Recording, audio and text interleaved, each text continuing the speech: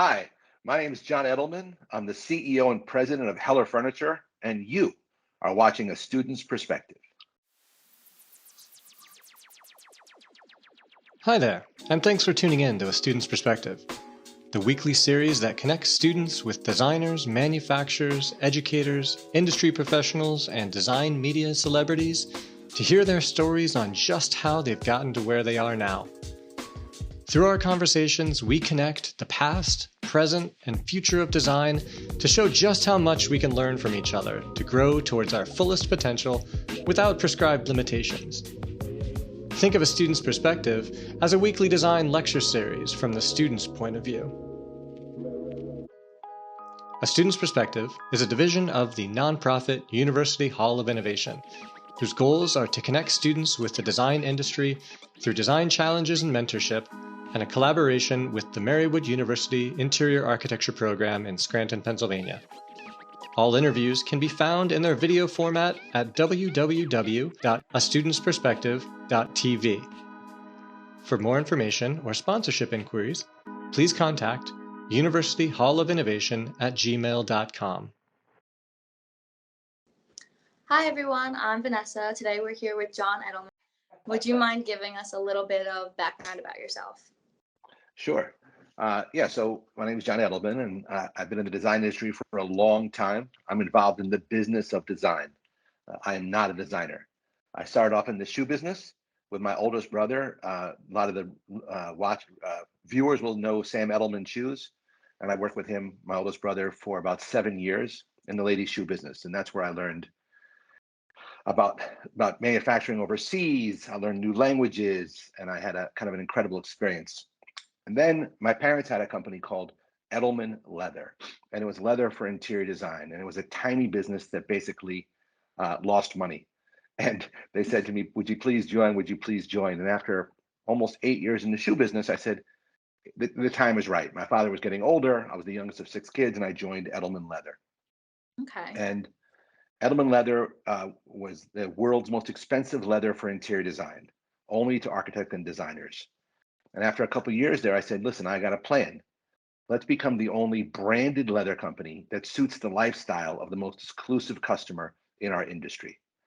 And they agreed, and we grew the company from $3 million to almost $70 million in 8 years. I brought on my longtime business partner, John McPhee, and we really kind of went all out. And what was fun about it was there were a lot of people that made leather for the hotel industry, for hospitality, or for private airplanes, or for corporate interiors, or for residential, but no one did it all. So at the end of our run, we were 25% private airplanes, 25% corporate interiors, 25% residential, and 25% hospitality. And so it was an amazing business. We grew it beautifully. And then a company called Knoll, Knoll, that you guys all probably know, wanted to buy us. And we ended up selling to Knoll. Took a little time off. I was supposed to take 6 months off. I took 6 days off and ended up buying a company called Design Within Reach. My business partner, John McPhee, and I went in with private equity and bought this amazing company that was the world leader in authentic modern furniture. That company was doing terribly. It was on the verge of bankruptcy. It was about to go out of business, and we didn't know how bad it was. But we came in and we saved it. We fought for authenticity in design. We hired designers from all over the world to work with us. And we built that to kind of an amazing size, almost $500 million, and sold that to Herman Miller. Now you guys may know that Herman Miller just bought Knoll, so they have both of our companies. Yes. And then post Design Within Reach, I really took time off, almost 2 years, and from being a little bit burnt out from that experience. And about 6 months ago, bought an amazing tiny company called Heller Furniture, where we make authentic modern furniture designed by Frank Gehry, Mario Bellini, Massimo Mele Vignelli, out of plastic. And we're operating that out of my house right here, as you can see, for the moment. And I think we get an office in about 2 weeks. It's been 5 months. And we're building this company almost from scratch. And that's where we are today. That's amazing. It seems like you're the savior for all small companies.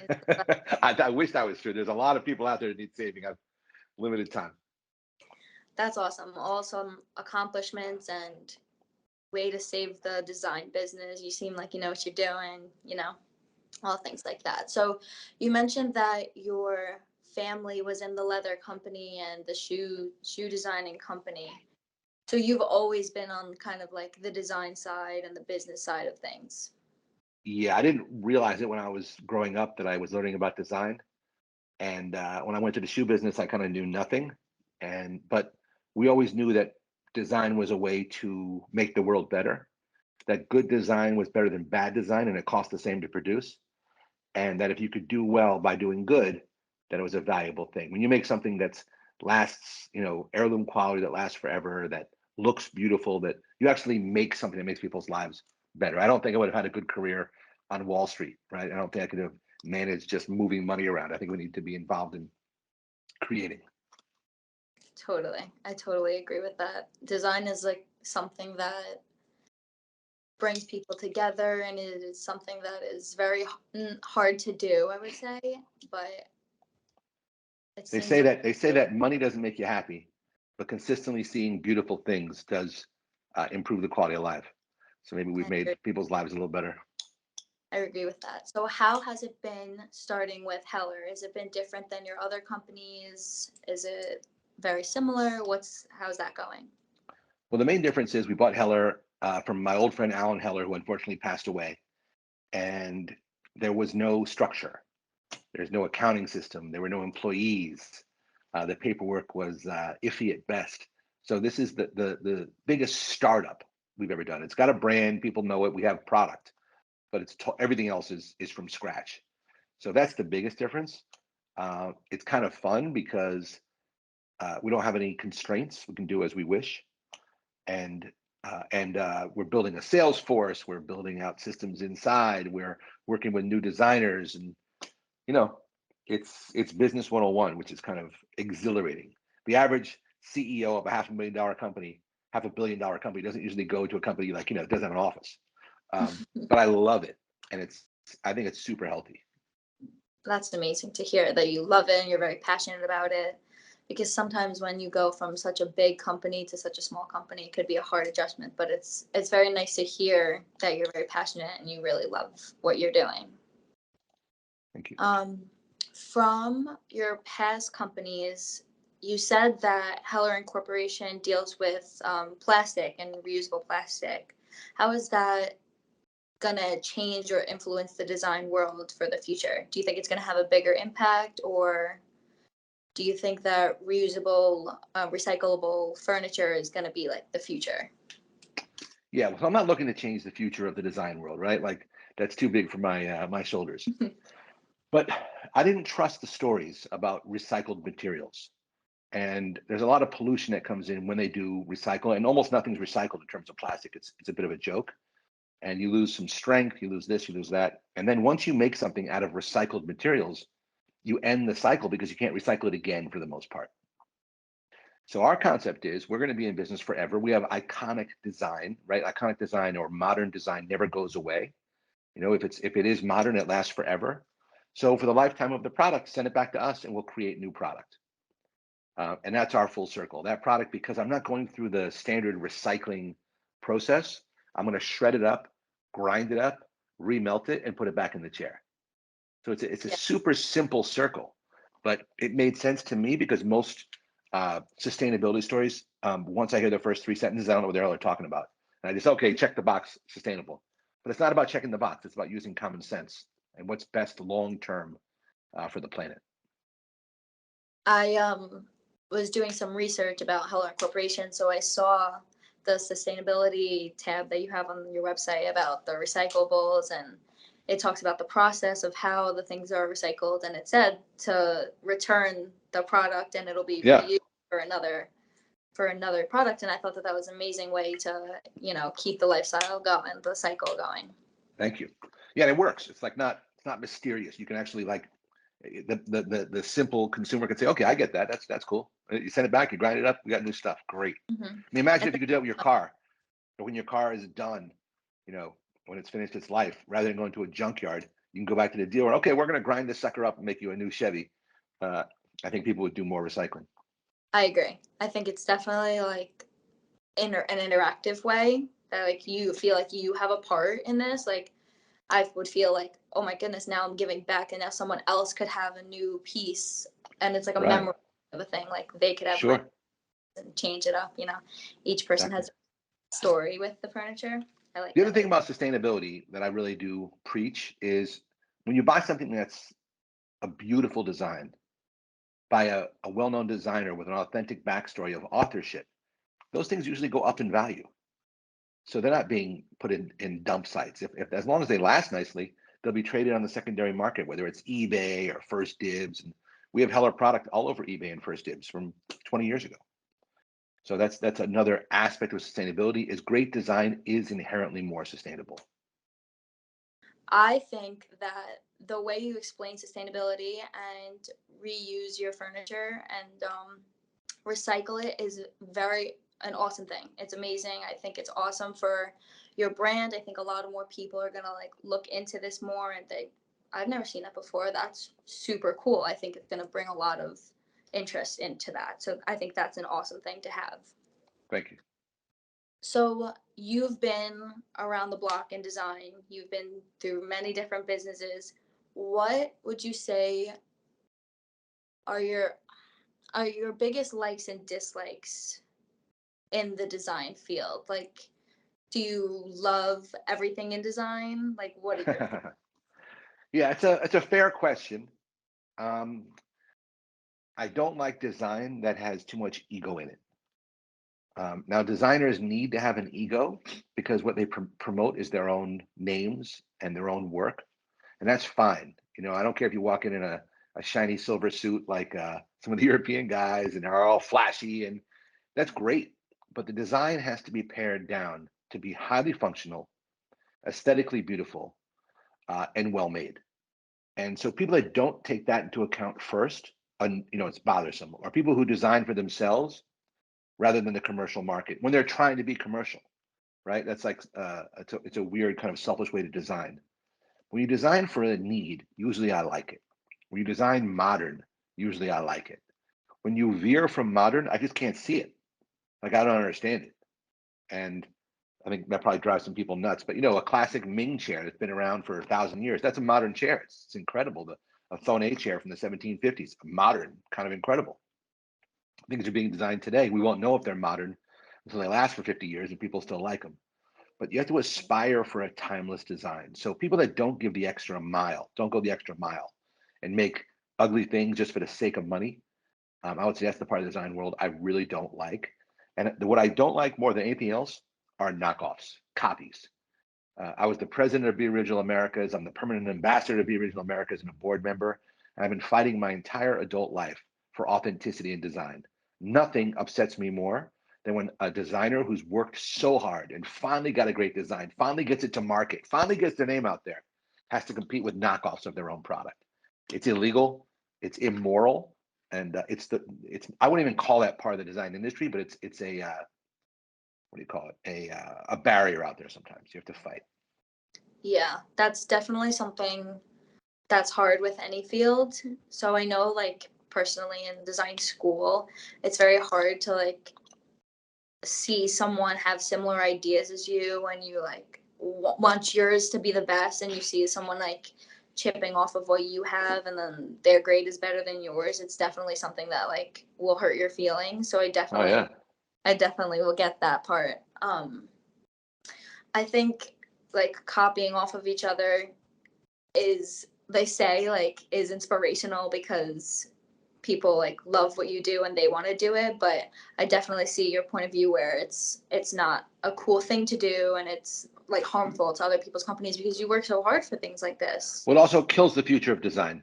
So Hmm. inspired by, totally cool. Like God bless. You want to be inspired by a chair? Philippe Stark did the master's chair for Cartel. It's a fantastic chair. He was inspired by classic Thonet designs, and he created his own interpretation. So inspiration, I don't really judge, but blatantly copying. So if you work, takes years to get a product to market. You have a beautiful chair. It's incredible.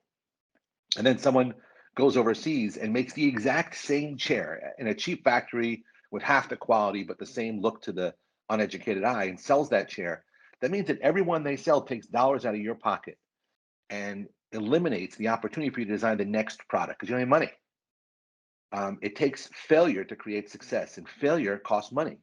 So you have to have the opportunity to fail, and knockoffs remove that and diminish your ability to go forward. Inspiration to me is cool. Like that's fine. Painters have it, photographers have it, and furniture people have it. But it's a fine line. So if you walk into a big box retailer and you see a Saarinen table that was made by Saarinen for Knoll, and they try to tell you it's authentic, it's just not, right? It's a bummer. It's misleading the client. So you have to work on that as you get through the industry. Yeah, that's definitely hard, especially for the people that work so hard. It's hard for them to see Yeah, their work kind of just taken away in like seconds, kind of a thing. exactly. Okay. On a brighter level, Yes, let's get talking right. about something very hard. What is your favorite piece of furniture throughout? You could do from your past businesses, from Heller. What would you say your favorite piece is? Because I know mine, but uh, from Heller, I'll go first. Heller worked with Massimo and Leila Vignelli. Massimo Vignelli is the most seen graphic designer in history. He designed everything from the New York City subway map to American Airlines, Macy's, Ducati, Knoll, all those things. And his furniture, isn't widely known in the States. And he did some furniture for Heller, the benches. And the benches to me epitomize clean, modern design. They're flawless. I agree. On a broader scale, if I think about my favorite piece of furniture in the world, uh, there's a chair designed by. I have a lot of favorites. Okay, it's like I could give you 5 answers a day, but the only chair designed by Charles and Ray Eames and Eros Saarinen is the organic chair, and you have to buy it from Vitra. It's not made in the States, and the only problem there is the price because they make it in Europe. It should be made here, but it is perfect. It's a small footprint. It's comfortable. It's gorgeous. It fits my criteria for modern and forever. My favorite piece from Heller is the Kiss chair. Oh, it's so good. That is my absolute favorite. I was doing my research for this interview and I was looking through the furniture and I saw it, and I'm not a very modern person. I like eclectic things. I Yeah. like if I could have that in my bedroom, it would be my favorite thing in the whole wide world. All right. Well, I know a guy. Make that happen. I hear you. No, for real, it's beautiful. I love all the pieces on Heller, but that one speaks to me. No, thank you. It's very special. But if you had to step outside of Heller Mm-hmm. and fall in love with a piece, what's that? It would probably be the Chase Lounge. That is my all-time favorite by Mies van der Rohe. We did my sophomore year of college. We did a furniture design studio, and my inspiration was Mies van der Rohe's Chase Lounge. Clean lines, the leather, everything about it was my favorite. I feel like that piece is absolutely timeless. Yeah, there's a version of it done in brown leather, and the tips Mm-hmm. and top are done in a beige canvas. And It's beautiful. when that's modern. You're backing me up, right? So and it's just as viable today. Mm-hmm. And that's sustainable. And they're worth more than every year they're worth more, Mm-hmm. and they don't wear out, they wear in. So that's like the definition of what we're talking about. If you're going to Absolutely. work so hard, make something last forever. Absolutely. That piece, and I feel like all the pieces from Heller are pieces that will last a lifetime. You put them. They're indoor and outdoor. Correct? Yeah. Yes. So, indoor, outdoor.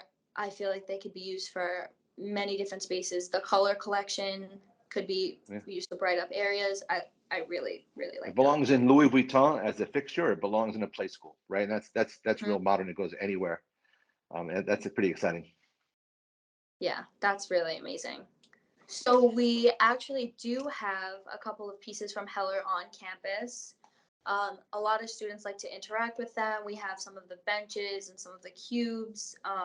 I believe that they're super interactive for students, and a lot of people get to look at them and think, who designed these? and they look into it, and then that's where like they are inspired for their other projects. So I like having, it's awesome that I get to talk to you and speak with you when we have your products like Yeah, I believe you actually have on campus Gary cubes and benches, right? yeah, yes, we do. Yeah, and that's what's so great about that. You can put them anywhere, you Yeah, know. they're awesome. I really, But really. and but for like just to what you're saying, I think the student should, like, when they see something like that, it's worth 5 minutes. Do a Google image. Hmm. Frank Gehry makes no money per se off this furniture. He designs, skyscrapers, museums, but yet he took the time to design these simple products for us to get his brand out there, and he believed in us enough to do that.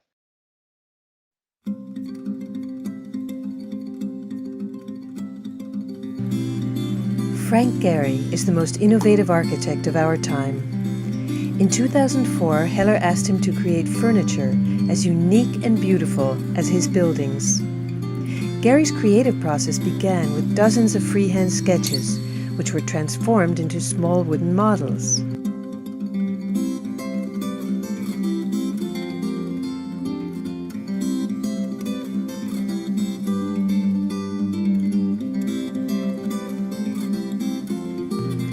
Full-scale models were built,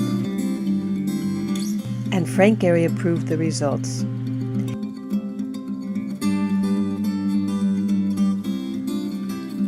Industrial production is the key to Heller's philosophy of good design at affordable prices. In the rotomolding process, giant machines convert hot resin into cool form. Our furniture is manufactured in the US, working 24/7 using recyclable resin. You can see the Gehry collection, indoors and outdoors, in museums, lobbies, parks, offices, libraries, restaurants, homes and gardens worldwide.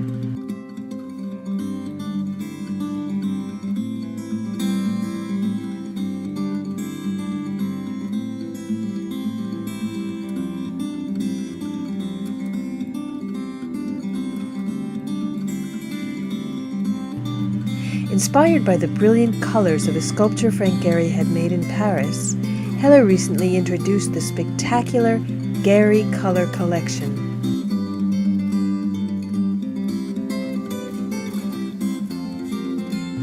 With its sculptural forms and flowing lines, it's perfect for all spaces, including Frank Gehry's own office in Los Angeles. The Frank Gehry Collection for Heller is like no other furniture in the world.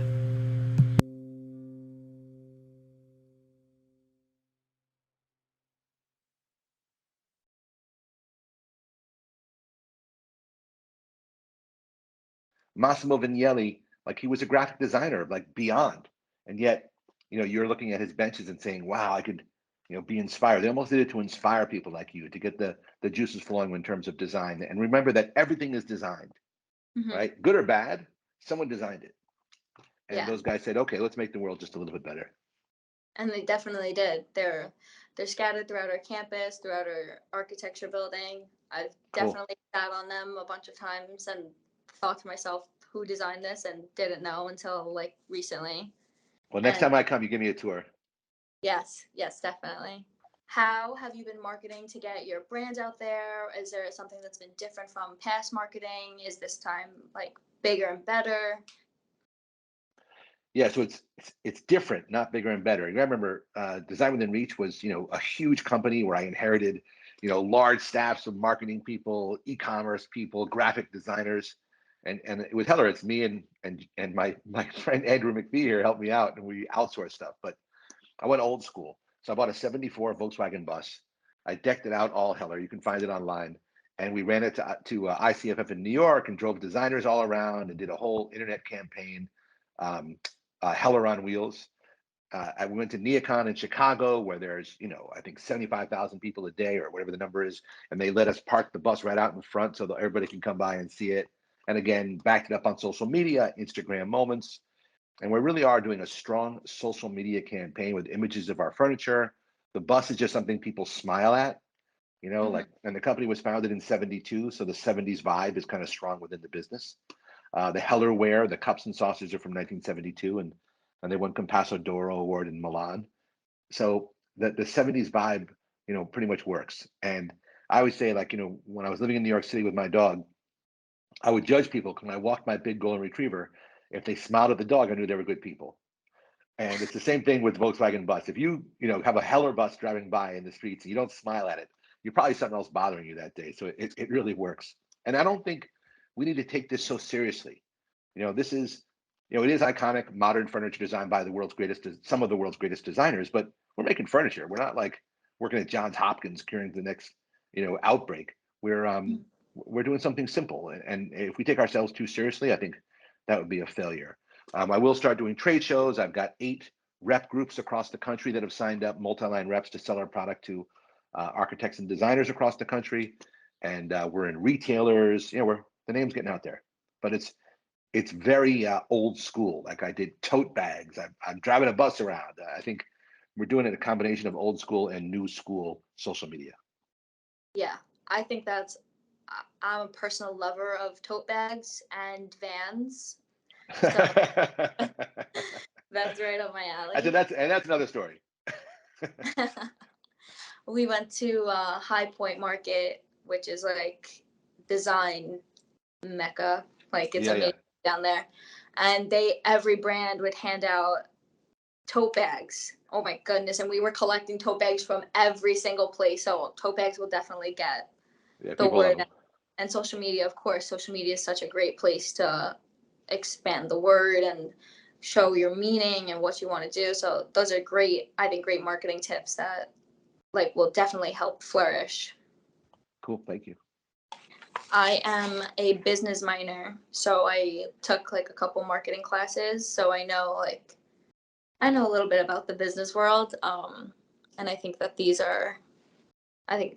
is what we study. So, I mean, it sounds like it's working, it's good stuff. It's working well so far. Yeah. What kind of advice would you give to a student to kind of promote their name and get their designs to be better, kind of a thing? Yeah, like, I wouldn't worry about promotion until I help them with actually what they're designing, because product is everything.